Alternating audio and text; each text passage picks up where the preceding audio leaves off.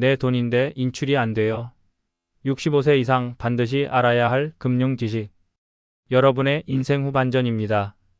오늘은 정말 중요한 이야기를 해보려 합니다. 바로 내 돈인데 못 쓴다. 65세 이상 반드시 알아야 할 은행이 숨기는 사실입니다. 평생을 모아온 소중한 돈. 그런데 정작 필요할 때 내 마음대로 쓰지 못한다면 얼마나 황당하고 억울할까요? 실제로 많은 시니어분들이 이러한 문제로 큰 불편을 겪고 계십니다. 오늘은 은행이 말해주지 않는 혹은 복잡해서 잘 듣지 않았던 금융정보를 쉽고 재미있게 알려드리겠습니다. 함께 하시면 여러분의 노후 자산을 안전하게 지키는 지혜를 얻으실 수 있을 겁니다. 첫 번째, 성년후견제도 보호가 아닌 재산 동결이 될 수 있다. 첫 번째는 바로 성년후견제도입니다. 이는 치매나 노인성 질환으로 인해 본인의 의사결정이 어려워졌을 때 법원이 대신 재산을 관리해주는 제도입니다. 얼핏 들으면 좋은 제도 같지만 제대로 알지 못하면 내 재산을 쓰지 못하는 재산 동결이 될 수 있습니다. 은행은 고객의 판단 능력이 부족하다고 판단될 경우 성년후견인을 지정하도록 권유합니다. 한번 성년후견인이 지정되면 내 돈을 인출하거나 금융거래를 하려면 반드시 후견인의 동의를 받아야 합니다. 심지어 매달 생활비로 쓸 돈조차 후견인이 관리하게 되죠. 내 돈인데 마음대로 쓸 수 없게 되는 겁니다.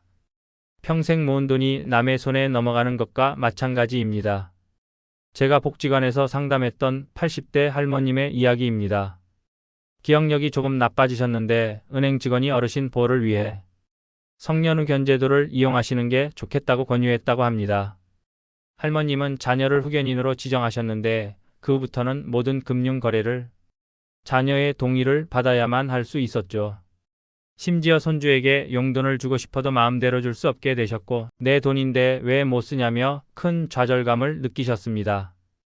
자녀와 할머님 사이에도 불화가 생겼다고 합니다.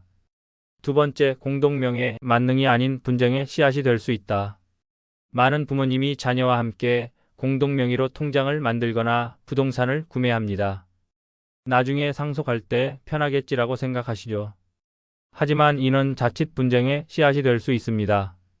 공동명의 통장은 한 명이라도 사망하면 다른 공동명의자가 통장에 접근할 수 없게 됩니다. 돈이 통장에 있어도 인출이 안 되는 거죠. 또한 자녀 중 한 명가만 공동명의로 해두면 다른 자녀들이 왜 나만 빼고 했느냐며 불만을 가질 수 있습니다.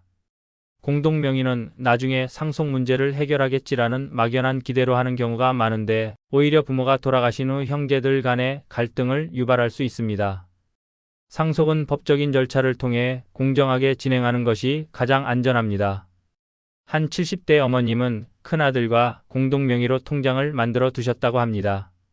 내가 아프거나 하면 네가 내 돈을 관리해라라고 하셨죠.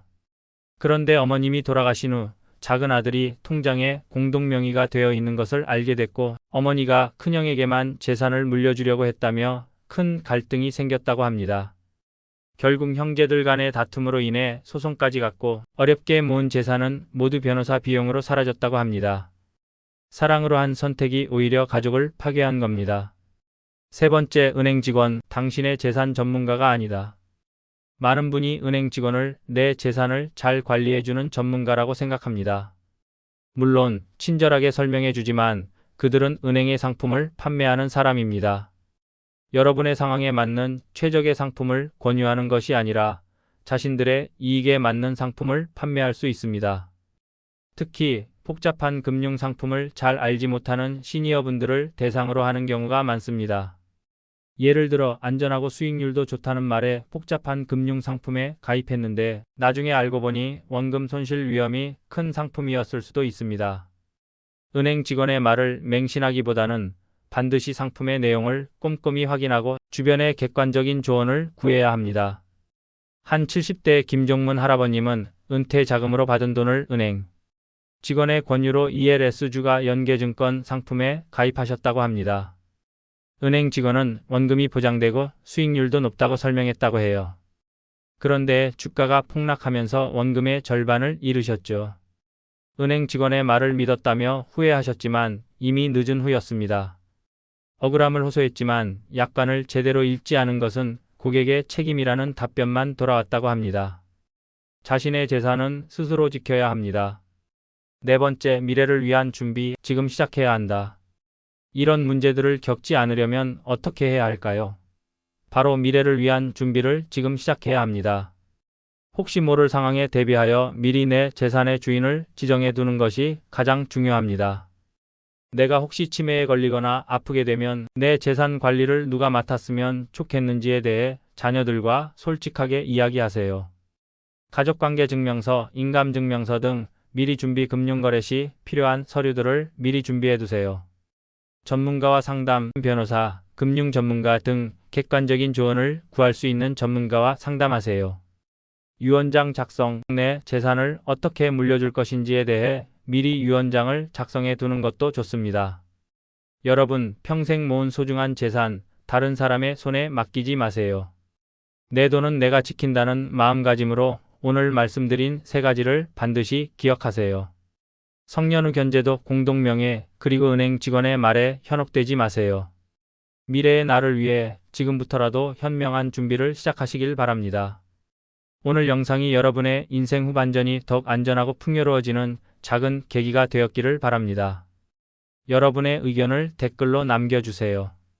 감사합니다.